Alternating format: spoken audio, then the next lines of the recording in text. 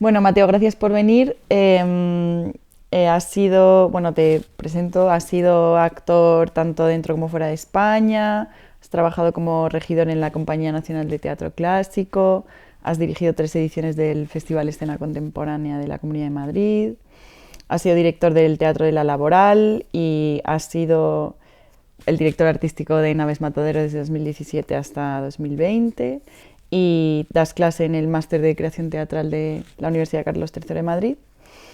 Y lo primero que quería preguntarte es, pues, ¿a qué te dedicas ahora o en qué estás trabajando ahora?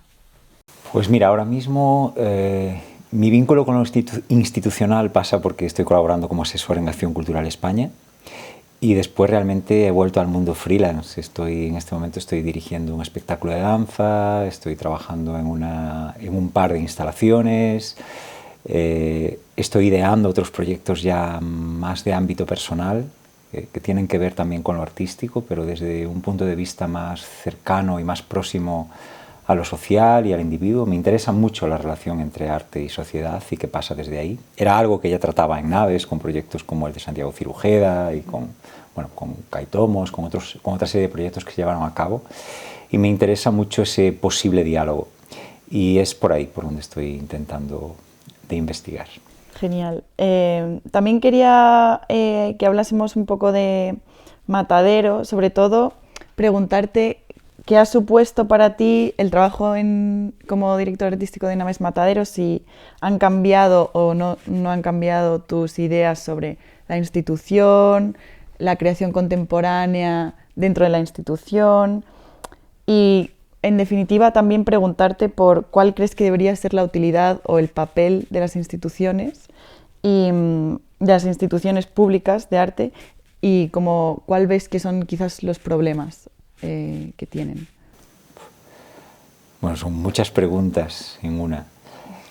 Bueno, no sé si las recordaré todas en orden, voy a empezar a hablar y si hay algo que no responda y creas que es importante, me preguntas de nuevo. Lo primero, yo siempre digo que no he mantenido una línea igual en lo que es mi relación con el hecho de la creación y con los procesos de creación. Creo que ha habido una evolución lógica. Cosas que me interesaban mucho hace 20 años hoy no me interesan absolutamente nada. He tratado siempre como de escucharme a mí, escuchar el momento en el que vivo y lo que me rodea y abrir desde ahí un diálogo también con los creadores, con los artistas. Yo no me he sentido jamás un gestor cultural, de hecho no me gusta que me presenten como un gestor cultural, aunque cuando trabajo en España el hecho de ser director artístico de una institución te obliga de algún modo a gestionar también esa institución. Para mí la figura del gestor es otra. Aunque tengo que asumir esa responsabilidad, la asumo siempre desde el punto de vista del director artístico. He renunciado muchas veces a mi trabajo personal como creador porque dirigir artísticamente una estructura para mí es en sí mismo un hecho artístico. Y eso es lo que me permite idear proyectos y proponer a otros creadores proyectos que a lo mejor ellos por sí propios no llevarían a cabo. Lo que me interesaba, por ejemplo, en escena contemporánea, dejó de interesarme cuando estaba en la laboral y lo que me interesaba en la laboral no me interesaba absolutamente nada cuando estaba en Naves. En primer lugar, porque creo que las propias estructuras físicas, la arquitectura del espacio en el que estás trabajando, define mucho. La localización en cuanto a ciudad, lugar, espacialidad, geografía, el colectivo humano que rodea ese espacio, para mí también es muy importante y tiene que estar presente. Y después también hay unos objetivos que tienen que ver con lo que quiero contar o con lo que quiero realmente dialogar en ese momento. Por ejemplo, lo que más me molesta ahora mismo, viviendo el momento que se vive, es que se afronte todo como una huida hacia adelante. No soporto escuchar de mis compañeros, cuando esto termine, todo va a volver a ser igual. Nunca nada va a volver a ser igual. Por eso he tratado siempre de escuchar el momento en el que estoy y cómo relaciono eso en el diálogo que trato de abrir con los creadores. Naves para mí fue muy importante en lo artístico porque sí pude llevar a cabo proyectos que vinculan pensamiento y sociedad desde un diálogo directo y en el mismo plano entre los agentes sociales y los creadores, que antes no había podido llevar a cabo porque no tenía el soporte ni estructural ni financiero como Mateo Feijóo, persona freelance. Y en Naves eso tomó mucha fuerza y mucha consistencia y hubo proyectos que fueron muy importantes en ese sentido. Creo que estoy ahí más que nunca, aunque evidentemente era consciente de que estaba en un espacio escénico, que tenía unas dimensiones, que tenía 2 salas de representación, que tenía que cubrir unas necesidades también de la comunidad artística de la ciudad. Por eso convivían muchas formas de hacer. Pero evidentemente había una que era la que más me interesaba y que estaba relacionada con lo que yo denomino actividad invisible. Me interesa la actividad que realmente confronta al artista con la sociedad, con la comunidad, con diferentes colectivos, pero que no tiene ese impacto numérico que tanto le interesa al político. Me interesa lo que sucede en la pequeña escala y lo que tiene un efecto real. La efectividad mediática hace mucho que ha dejado de interesarme, porque es totalmente volátil y ruido de un pequeño instante. Creo que la institución, sobre todo que se dedica al apoyo de la creación, tiene que poner el foco y la mirada en otro lugar. Lleva desenfocada muchísimo tiempo, porque sigue preocupada por el número de aforo, por el número de visitantes, por el número de visitas, que ahora intentan hacer a través del streaming y de las redes. Y le interesa muy poco las necesidades reales y vitales. Y le interesa muy poco el proceso. Llevamos décadas escuchando hablar del proceso, pero nadie atiende al proceso. El proceso es una excusa para conseguir algo. Y realmente no hay que conseguir nada en los procesos. Yo esto lo vinculo con la idea del relato. No soporto a los políticos que están siempre queriendo contarnos un relato. ¿Qué relato? El relato se formulará una vez que las cosas hayan sucedido. Anteponen el relato a la sucesión de los acontecimientos. Por eso es todo tan hipócrita. Y por eso nos hablan desde un lugar que yo he dejado de creerme hace mucho tiempo. Y la institución que trabaja al servicio de los artistas está también en esa idea de construir un relato falso. El problema es que el artista muchas veces se ciñe también a esa demanda. Y ahí es donde está realmente el problema. Creo que los creadores tienen que también tomar una decisión. Yo siempre digo que la institución en España es muy frágil, nunca ha sido realmente un facilitador, ni nunca ha sido un interlocutor real en el diálogo que se establece con el creador, pero el creador tampoco lo ha demandado realmente. Ha habido una convivencia, ¿no? Ha habido un intercambio de intereses. Y yo creo que eso es necesario transformarlo. Y más que nunca ahora, en este momento, ¿no? También creo que las estructuras dedicadas a la escena, sobre todo, cualquier estructura pública, pero una estructura como Naves Matadero o como cualquier otro teatro que pueda haber en cualquier ciudad, al ser una estructura pública, tiene una función social.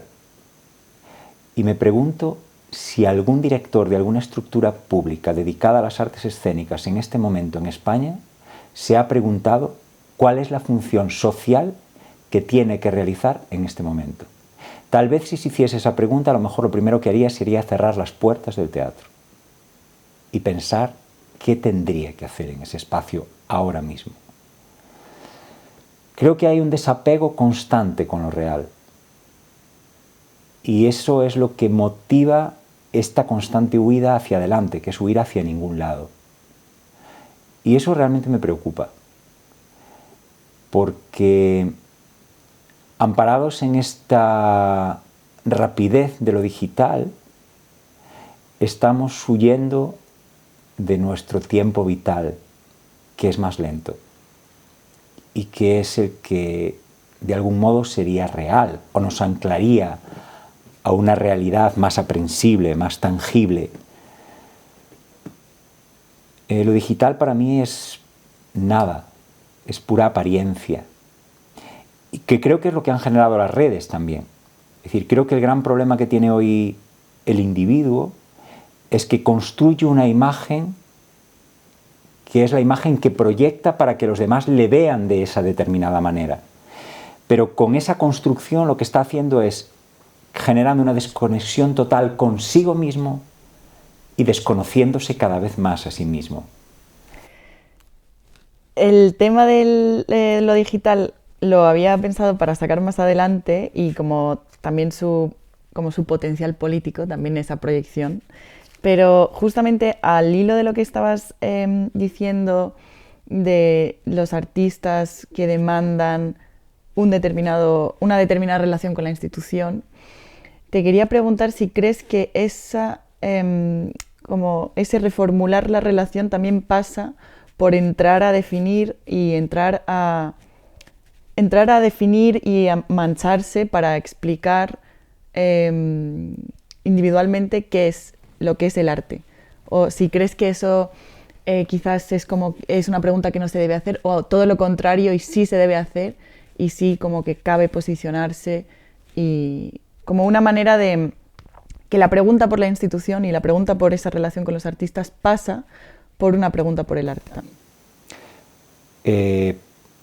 Sí. A ver, para mí la cuestión pasa por algo que no sé qué es el arte. Es decir, de hecho, estas cosas que se oyen muchas veces de que el arte y ahora cuando ha sucedido la cultura nos ha salvado, la cultura no salva de nada a nadie y el arte tampoco, si no ya lo habría hecho. Yo siempre digo lo mismo, si el arte fuese la salvación del mundo, hace mucho que estaríamos salvados. Lo que sí creo es que el pensamiento artístico genera diálogos y genera diálogos muy interesantes que pueden ser grandes transformadores. Lo que sí creo es que el artista o el creador tiene que decidir por qué hace lo que hace. Y primero, también asumir que eso es una necesidad vital para él. Yo creo que se produce tanta cosa absurda que está atrapada dentro de las leyes del mercado, que es totalmente innecesaria. Y sin embargo, te define también como artista, te define también como creador y te da potestad para generar una demanda a la institución. Entonces, claro, para mí ahí hay un problema muy serio, porque yo últimamente también defiendo mucho la precariedad. Porque para mí la precariedad implica, en primer lugar, trabajar con lo que tengo a mi alrededor. En segundo lugar, también implica una relación con el ego que pasa porque las cosas se deshacen, desaparecen, se transforman, porque estamos acostumbrados a, sobre todo en Occidente, a trabajar con un tótem poderoso que se posiciona, se mantiene y es perdurable, ¿no? Es la gran escultura del centro de la glorieta de la ciudad.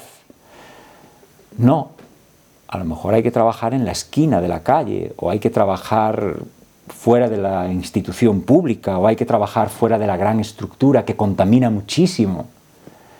Creo que también tenemos que repensar cómo me posiciono yo como artista y cuál es la necesidad real que tengo yo en el proceso de creación con la obra que estoy generando, pensando, imaginando, construyendo, a dónde me lleva. Y todas esas dinámicas para mí son las que de algún modo generan la definición de esa relación entre el director artístico de una estructura y los colaboradores, creadores que se unen a esa estructura. Para mí uno de los grandes problemas que hay en España es que las estructuras escénicas nunca se han definido. Han sido un poco cajones desastre, ¿no? Eso ha generado un gran conflicto.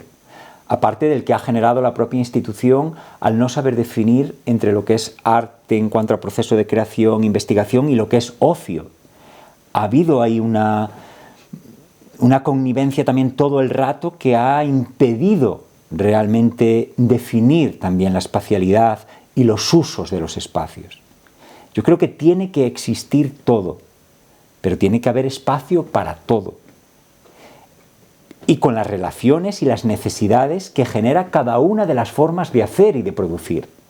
No es lo mismo la producción de una pieza experimental con 40 artistas o bailarines en el escenario que una pieza de un arquitecto que vincula un proyecto de investigación social con una comunidad. Son cosas diferentes. Con presupuestos diferentes, con tiempos diferentes, con estados relacionales diferentes.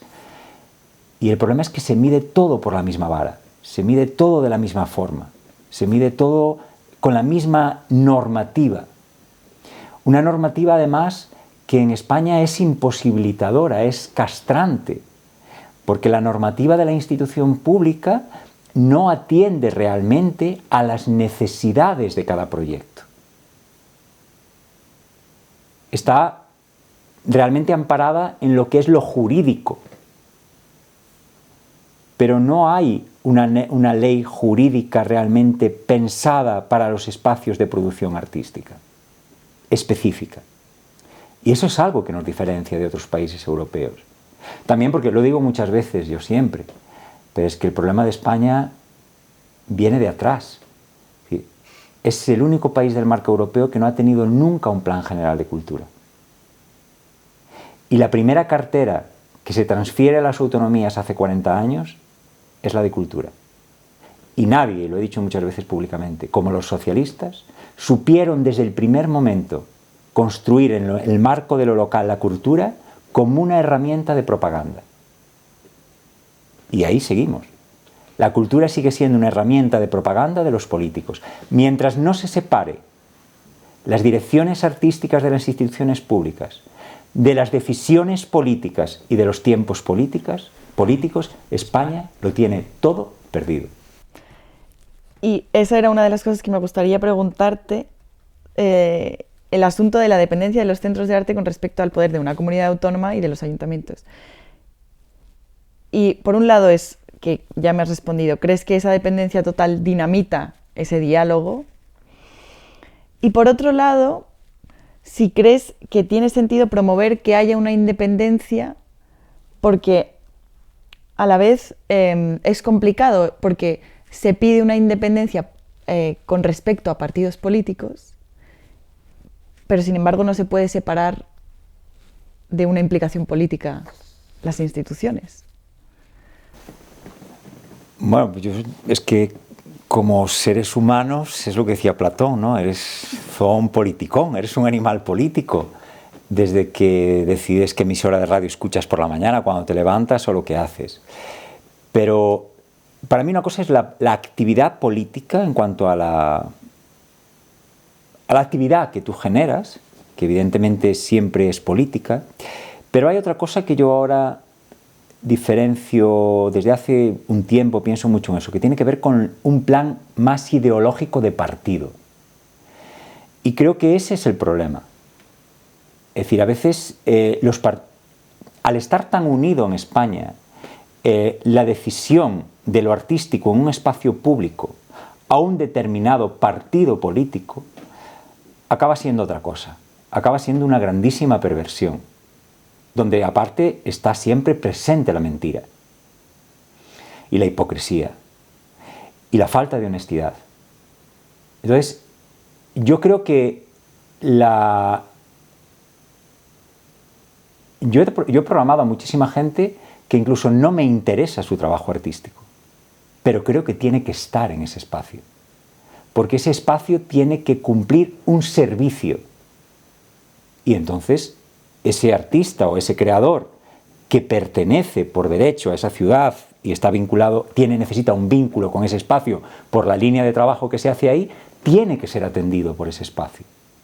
Igual que el espacio público está para que los artistas se equivoquen y para que los artistas cometan fallos. El espacio público tiene que ser un lugar de experimentación y de facilitación. Pero el espacio público en España no es un facilitador. Es decir, no está dando las herramientas a los creadores, ni de residencias, ni de acompañamiento, ni de utilización de espacios. Aparte, España está privatizando sus espacios públicos. No existen espacios donde los artistas sean artistas residentes a 4 años, como en Francia. No existen coproducciones ni artistas vinculados a diferentes estructuras en el ámbito internacional.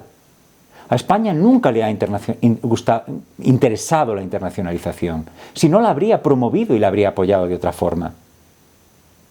Y a España le interesa lo que sucede aquí en lo local.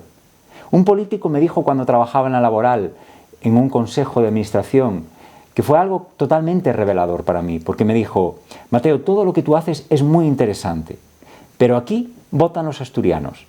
No votan ni los de Madrid, ni los de Francia, ni los de Alemania. Votan los asturianos. Y eso para mí fue totalmente revelador. Es desde esa premisa desde la que se trabaja con la cultura en España. Y eso es lo que impide que realmente haya un avance creativo en lo artístico. Igual que España no tiene interés en la internacionalización porque no presenta a sus artistas que viven fuera y trabajan fuera de España desde hace muchos años.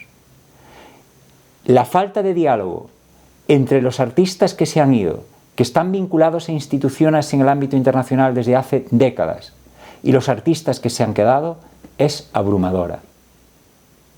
Eso ha imposibilitado un avance, una confrontación y un crecimiento artístico increíble. Esa es la gran diferencia, por ejemplo, entre España y Portugal, que teniendo muchísimo menos dinero para la cultura, institucionaliza a todos sus artistas que crean y trabajan fuera de Portugal. Ningún artista abandona Portugal definitivamente. Va y vuelve. Hay un constante ir y venir. Hay un diálogo constante. Hay una relación de ida y vuelta, tanto con los que se quedan como con los que se van, con los que producen fuera pero que inmediatamente presentan en sus estructuras, en su país de origen también. Eso aquí no sucede. No sé si he contestado un poco a la pregunta, pero... Sí. Sí.